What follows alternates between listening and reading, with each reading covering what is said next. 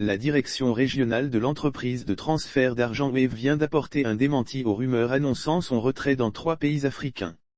Récemment installée en Afrique de l'Ouest, la nouvelle entreprise de mobile money qui a chamboulé le marché de la transaction financière par téléphonie mobile, demeure au cœur de grandes polémiques.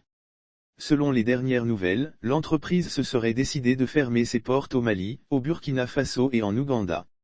Dans un communiqué transmis à l'Infodrome ce mardi 5 juillet 2022, la direction régionale de la FinTech a formellement démenti ces allégations concernant son supposé retrait dans ces pays. Le démenti de la direction générale de Wave. Nous avons pris connaissance d'articles diffusés dans la presse en ligne et sur les réseaux sociaux annonçant la fermeture des sociétés Wave au Mali, au Burkina Faso et en Ouganda et nous tenons à démentir formellement cette information, a martelé sa direction régionale.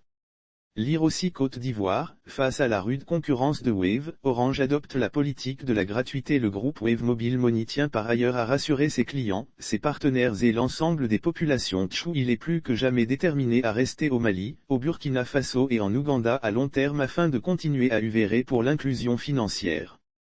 Afin de garantir un fonctionnement optimal de nos services et pour rester agile dans ces 3 pays, nous avons dû prendre la décision particulièrement difficile de réduire nos effectifs, ce qui ne correspond aucunement à une fermeture de nos filiales telle que relatée dans la presse en ligne, a-t-elle ajouté.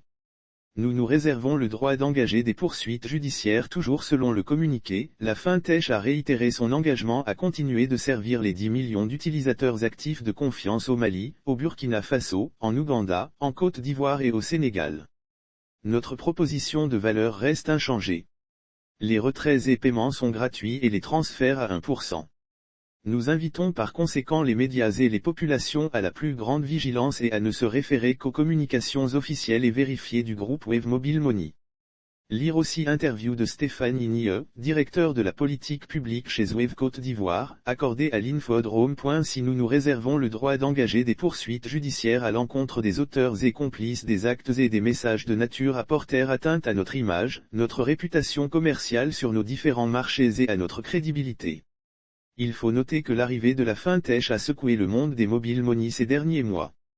Selon certains distributeurs agréés de paiement et transfert d'argent, un concurrent menacerait de suspendre leur compte s'il propose les services Wave, la nouvelle entreprise de mobile money. Une situation qui aurait poussé l'entreprise américaine à préparer son retrait de certains marchés.